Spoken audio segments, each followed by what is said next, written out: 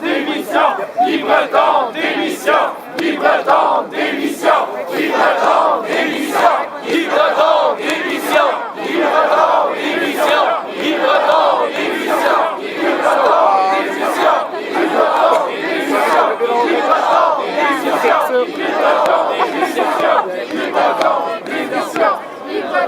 Okay, so after an encircle protest in Montreal last week, the student associations who are in strike in Quebec decided to have a congress this weekend in Montreal to discuss about how to prolong the strike and how to go in the next. How to go to the next step in terms of our action plan against this liberal government. So yeah, the question that was asked to the delegates of the student associations was how to go forward, how to go to the next step in our action plan, and two major answers were given to this question.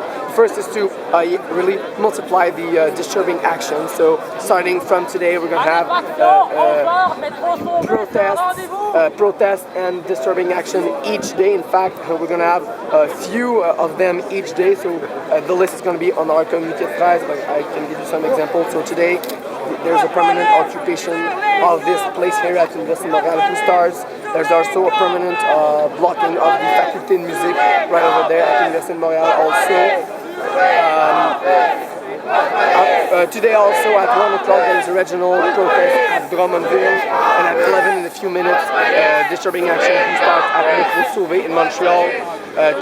Tomorrow at 7:30 a.m. there's a disturbing action who starts at Métro Papineau the day after. So Wednesday at 9 o'clock there is another protest and disturbing action who begins in front of the Collège de Maisonneuve the day after. So at 7 o'clock there is a protest that starts just here in front of the Pavillon Jean-Briand at Université de Montréal. And after at 12 there is a big, what we call une grande mascarade, which is a big protest in which the students are invited to wear masks, colored and festive masks in order to underline to underline the fact that the municipality of Montreal will probably try, well, that's what the rumor said, to make it illegal the fact to wear a mask in protest. It's going to be a symbolic march, obviously, so people are going to be invited to construct symbolic and colored masks for this occasion.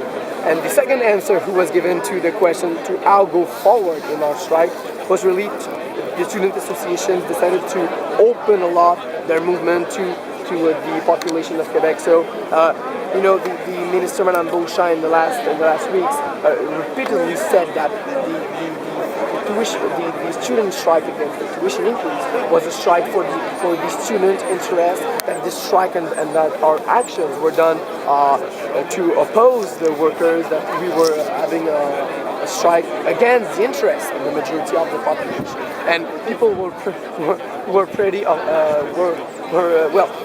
what we are saying to Madame Beauchamp is that, well, the first thing is that how can the liberals say that they work for the majority of the population?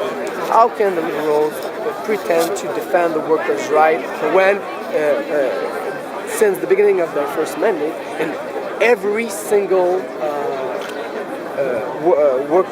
working conflict, they systematically took the part of the bosses. So I think it's totally hypocrite from this government to say that. So what we are announcing today is really that we are going to open our movement to all the population. We are sending a clear message to the workers to go with us in the streets of Quebec. We are announcing that we are going to participate by thousands to the protest which is going to be held in the city of Alma this week, in solidarity with the workers of Rio Tinto Alcan, who are in lockout since now a few weeks over there. And that's exactly an example of the attitude of the Liberal government, who in the media clearly said that they were side by side with the company in this country.